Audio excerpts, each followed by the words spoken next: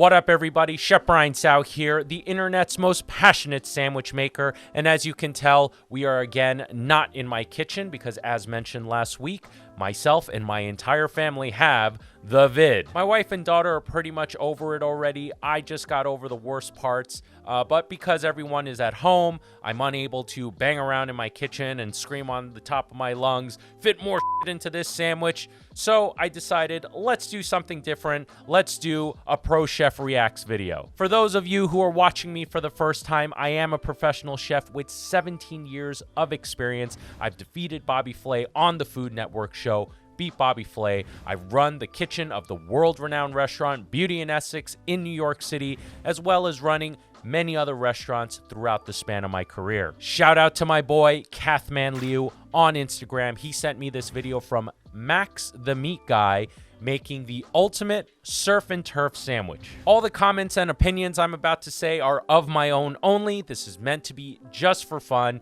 and give you a little insight as to how a professional with my type of experience would look at a product like this, which is clearly built for the social media audience. And with that said, let's get started.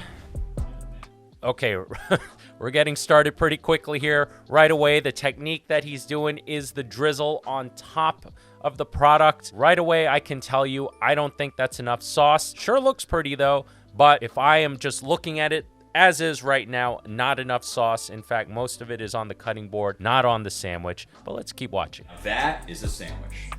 That is a sandwich. I gotta give him that much.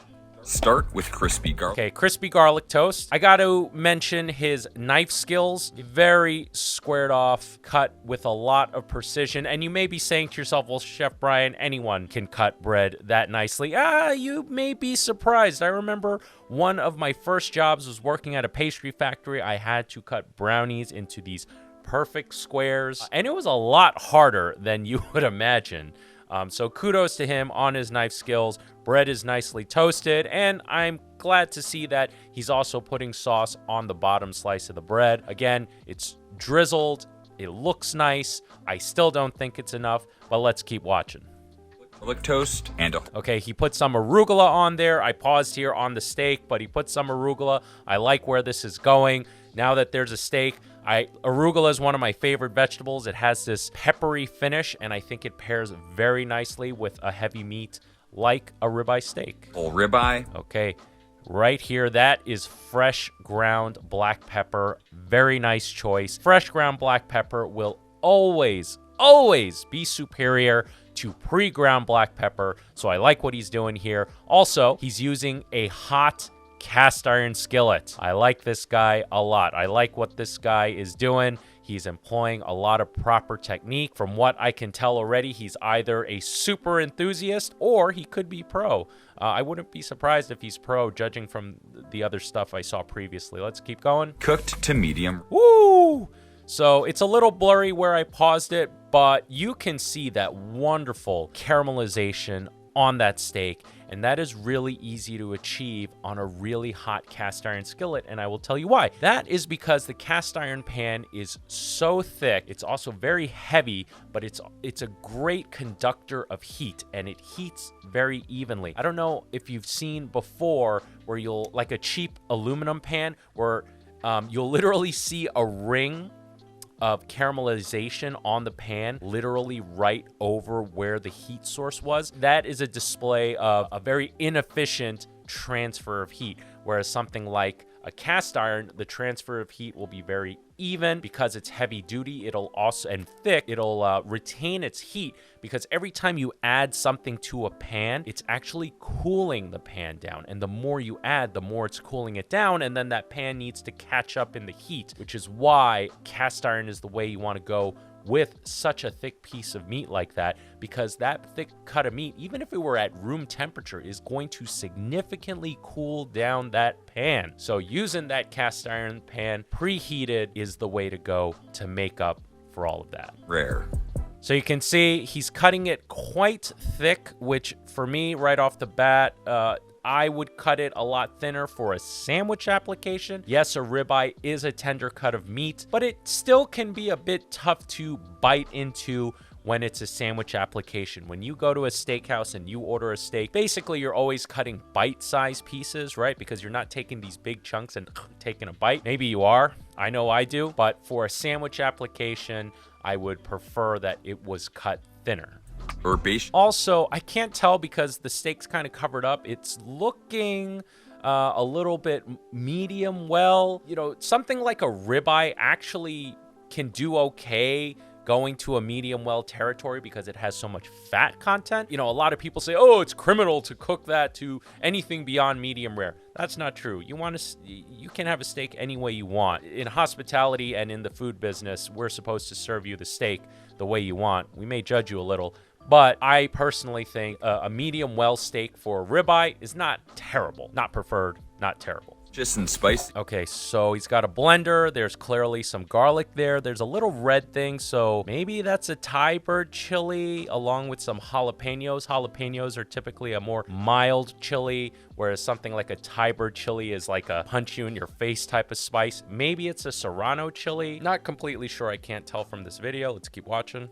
That right there, I'm pretty sure that's red wine vinegar, and that is cilantro. And if I were to guess, he's gonna make a chimichurri sauce. Chimichurri. Make chimichurri. He also put some salt in there. You, of course, want to season your product. So he's blending it. And I got to say, chimichurri is probably my favorite steak condiment of all time. Now that I'm looking at this steak, another shot of this steak, I don't think it's cooked medium well. I think this is a solid medium, which is also I'm okay with. But you can tell with his steak cookery, clearly a nice hard sear on the outside gives you that depth of flavor. The umami, which is the Japanese word for savory. Also cooking the steak, you know, giving it that hard caramelization, or also known as a Maillard reaction, with the seasonings like the black pepper. It's gonna give you a lot of great depth of flavor. And then with the chimichurri, all that herbaceousness, the spice, the garlic, and then the cut of the red wine vinegar, this right there, as is, I will eat the shit out of that all day. And don't forget to season. Okay, so he's cutting some tomatoes, and it is looking like a perfectly ripe tomato, which is a great sign. This guy is not cutting any corners. Those tomatoes. And he's seasoning those tomatoes, which is a crucial step, because what are tomatoes predominantly? Water. And what is the enemy of flavor? Water. You know, whenever something's too salty, what do? You know, you add more water or you water it down, and then it reduces the salt content. Well, it does the same thing for flavor. Whenever you put on tomatoes, unless you have a really robust salt with enough salt in it, generally you always want to put a dash of salt on top of that tomato to accentuate the flavors and prevent that water from, you know, watering down the other flavors of your products. This right here is looking gorgeous. The tomatoes are cut very evenly, and ooh, nice butcher block. now that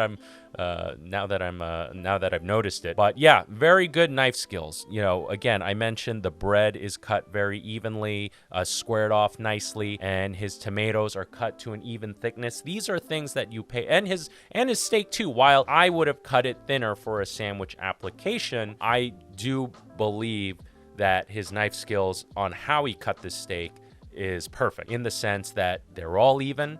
And you know what? If he was serving me this steak and the steakhouse was giving it to me pre-sliced, that's about the thickness that I would like. I do believe that he chose this thickness because it looks better on camera. If it was cut thin, you wouldn't see it shingle as nicely, as opposed to how he has it here, where it's cut thicker and you can really see that shingling and alignment. It looks really pretty on camera. But I gotta tell you, everything so far, cookery-wise, spot on. Forgot the avocado. Forgot the avocado. That has no relevance to how the sandwich is made. Delivery via Instacart. All right. Instacart. They just throw avocados to your hand? The rescue. That was fast. Quick and easy delivery. Okay, so that was definitely a fast-forwarded, a sped-up video clip of him cutting this avocado. But look at how consistent every slices. I mean, this guy, I'm starting to think this dude is a professional. Again, based solely on his knife cuts and also on his equipment choices between the butcher block and the cast iron pan. Even the little touches like seasoning your tomato. This guy knows how to accentuate flavors where it really counts. But yeah, really good knife skills here. Very consistent. Delivery straight to you. Half an avocado on this sandwich all to itself. Look at that beautiful shingling action. It really pops on camera. It looks absolutely gorgeous. It'll, make great photographs and perfect for the social media content needs. As far as its real world application, if this were to be served at a restaurant, you can serve anything to anyone at a restaurant. Doesn't mean they'll come back for it. Doesn't mean that they'll actually enjoy it no matter how pretty it looks. I'm not saying that that's the case with this. Why I'm bringing this up is because to me that's too much avocado for this application, because once you put the other piece of bread down and as you're eating it, this is going to be a heavy sandwich.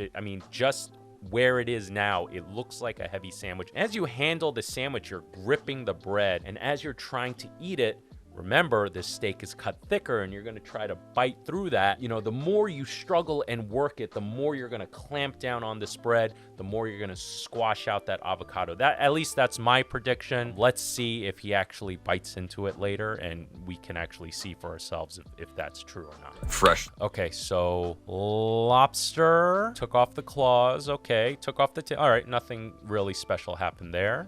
You can see this incision here. Okay. This guy's definitely a pro. That incision there is the knife going into the head. I know, very brutal when I do it like that. That is to kill the lobster before you start tearing it apart. It's more humane, Within an instant, you're going to kill this lobster by making an incision right through its brain, essentially. It'll kill the lobster instantly, and then when you tear apart its limbs, it's not suffering. Yeah, that's something, I've seen many a times in professional kitchens. I've prepped a lot of lobster throughout my career, and we always make sure to kill the lobster first. Lobster.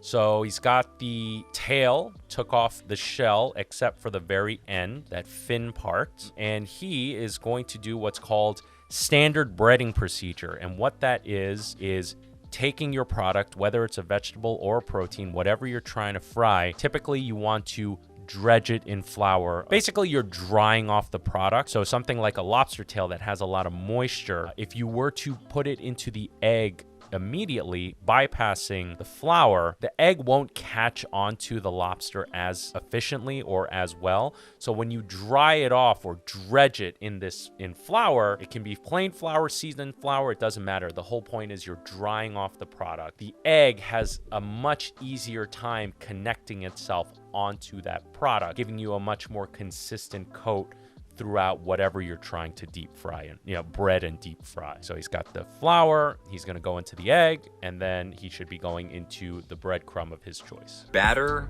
Okay, so exactly.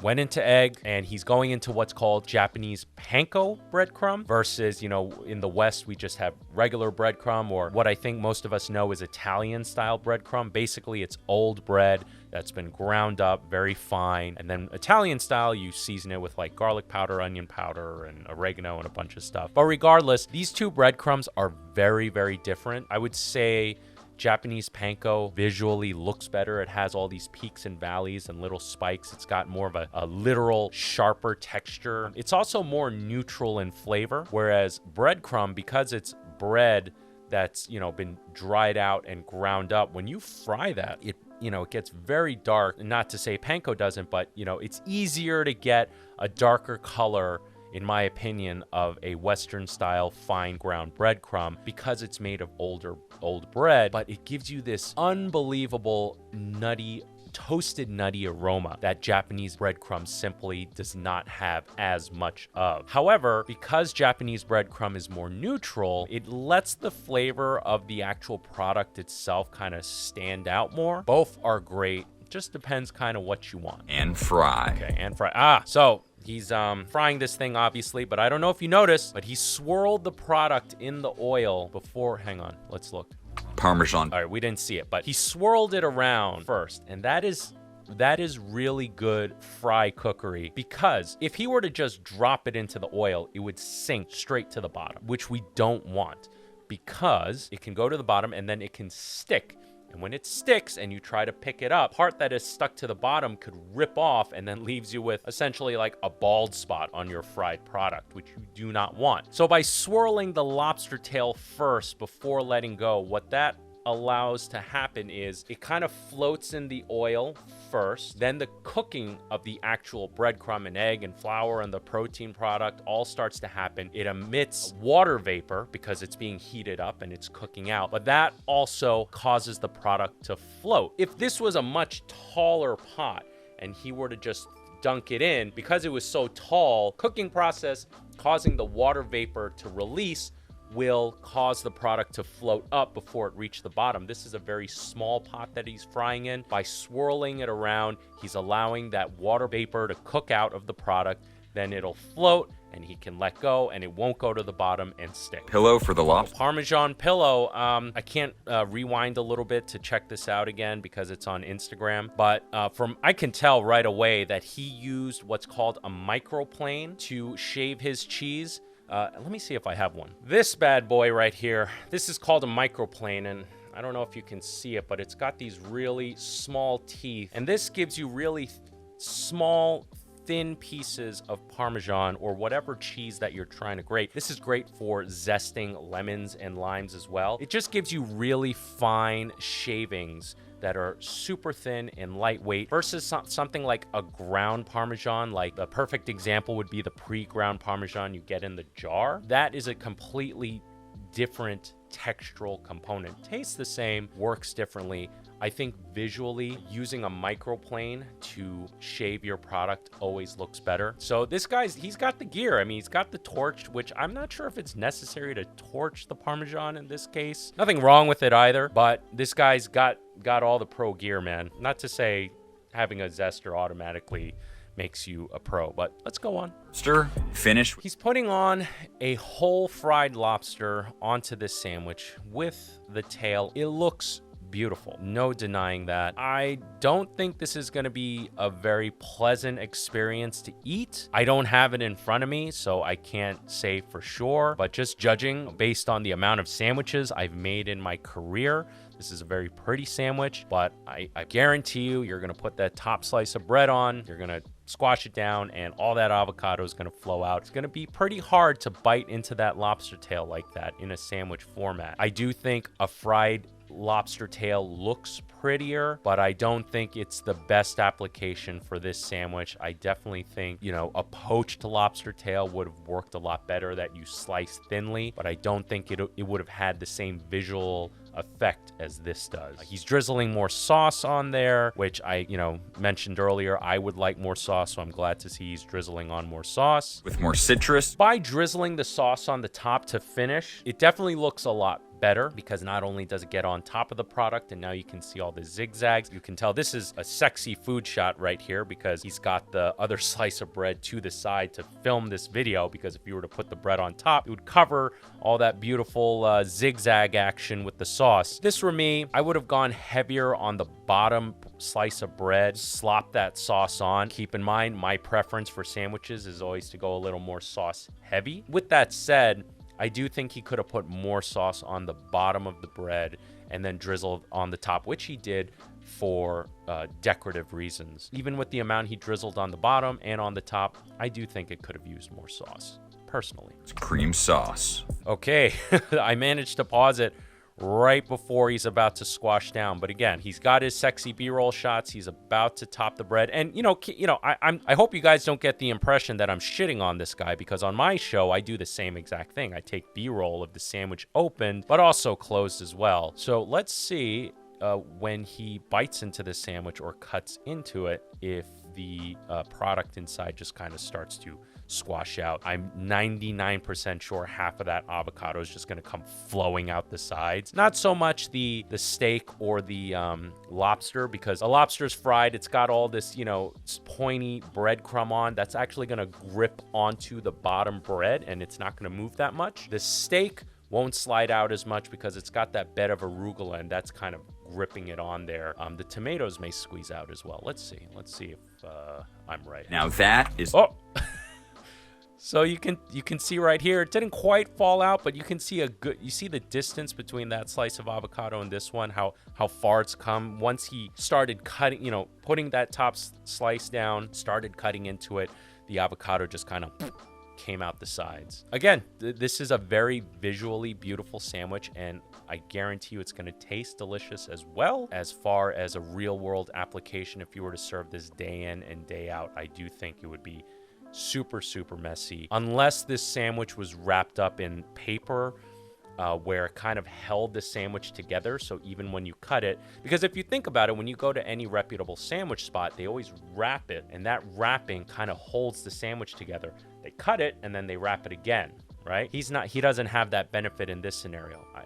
He doesn't have a sandwich shop that I know of. Just something to think about. Great job, man. This looks absolutely delicious. Let's see if there's any more. it is made. So yeah, absolutely beautiful sandwich. Great execution as far as the cooking technique goes.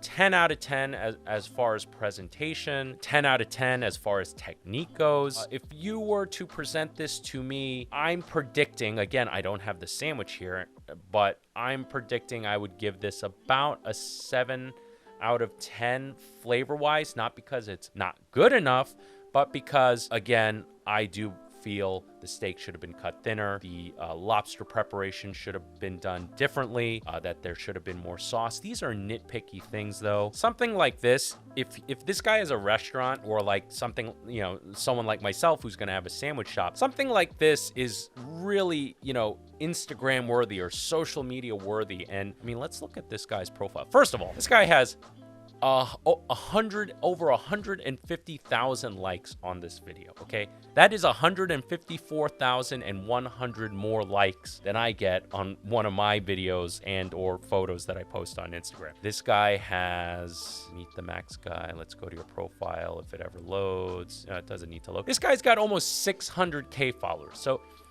he obviously knows what he's doing. And I want to check out his profile page. Here we go.